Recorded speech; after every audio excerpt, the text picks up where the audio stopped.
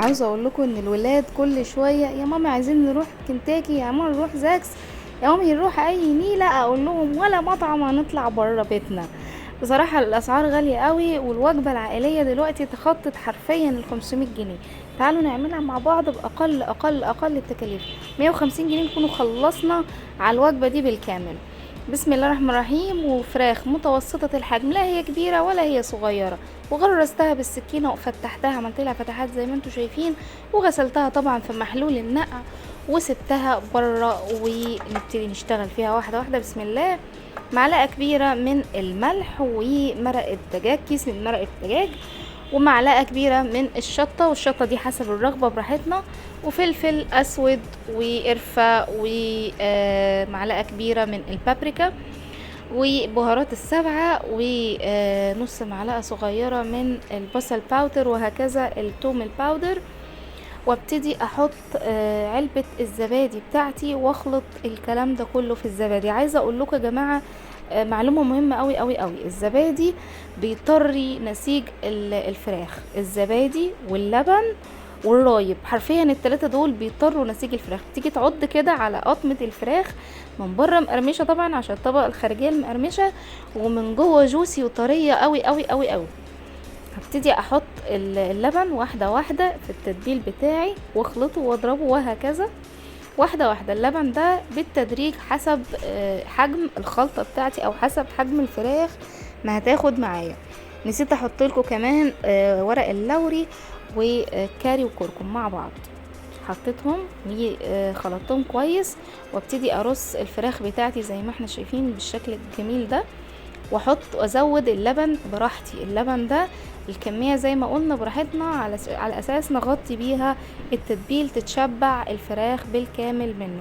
مش هتحطي خل وليمون، لا لا، مش بحب احط الاتنين حقيقي في التتبيل، علشان بيهلكوا او بيهروا نسيج الفراخ حرفيا. بتبص تلاقي الفرخة كده مش مستحملة ونفسها ومهرية.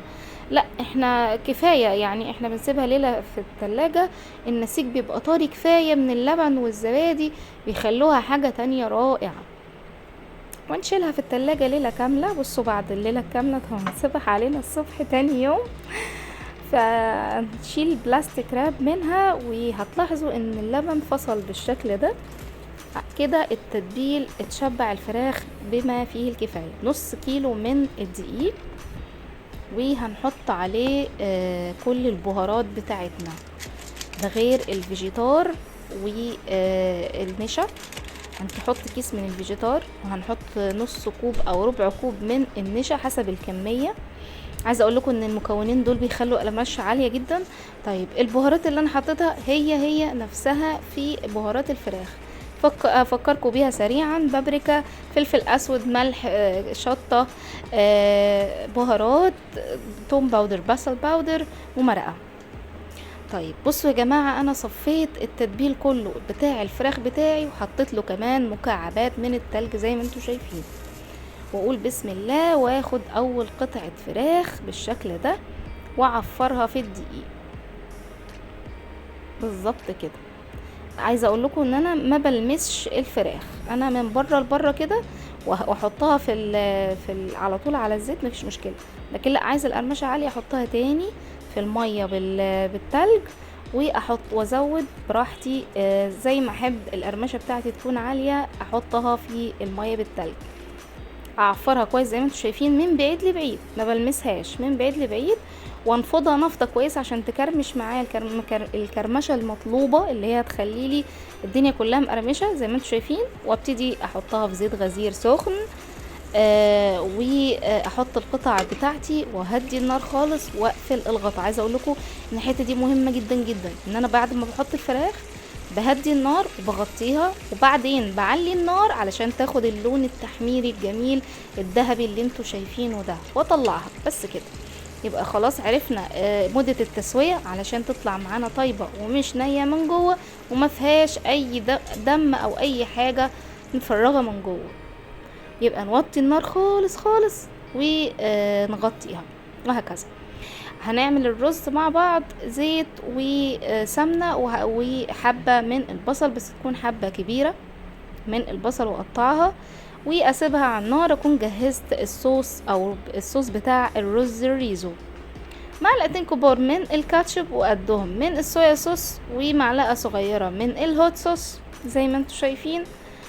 كل الصوصات المتاحة معانا، ما نوقفش على صوص معين، يعني الصوصات المتاحة نحطها، مفيش مشكلة عادي. باربيكيو صوص يعني مش نازلة بالعافية، دي هننزلها اهو. باربيكيا صوص، واخر حاجة العسل الاسود. طبعا رشة من البابريكا المدخنة بتدي طعم، بتفرق خالص خالص في الصوص. عايزة اقول لكم ان الصوص ده كده يعني رايح كنتاكي حرفيا، هو ده الصوص اللي بيعملوه في كنتاكي. تركزي على البابريكا المدخنة، وتركزي على البابريكا صوص او الباربيكيو صوص. انا حطيت جزئية كده من الصوص علشان هعوزه اثناء ما احنا بناكل، وهنشيله في التلاجة علشان يمسك نفسه ويسقع، بيبقى خرافي. والباقي هحطه على البصل بعد ما خد لون بالشكل الجميل ده. حبيت ازود مفيش مشكلة، حسب كمية الرز بتاعي ازود في الصوص عادي.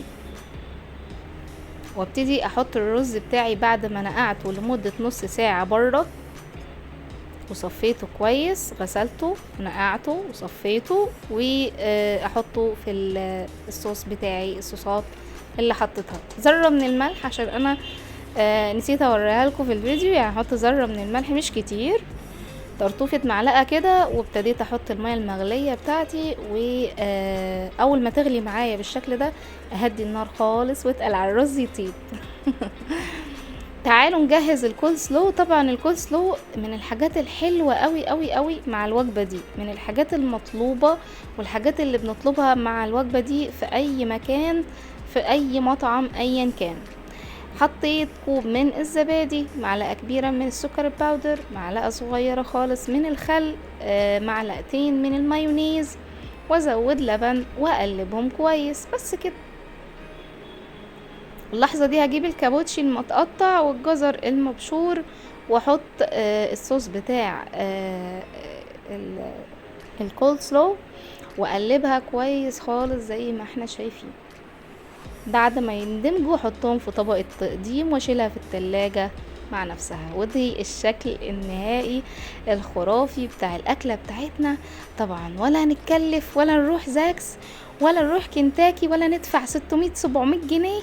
وجبة عائلية كريمة رهيبة، عاملينها في البيت بنظافة ويعني وباحترافية برضو، وحاجة كده يعني الولاد لما بياكلوها واو ماما، حاسين نفسنا بناكل في مطعم، حرفيا حرفيا اكننا بناكل في مطعم.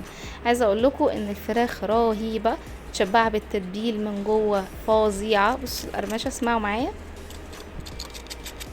بالظبط كده، حقيقي خرافيه القرمشه. بصوا كمان عايزه اوريكم الفراخ من جوه ولا مدممه، رهيبه، جوسي، طيبه، حلوه قوي قوي قوي. وانزوي بقى، بموت فيكم. باي باي.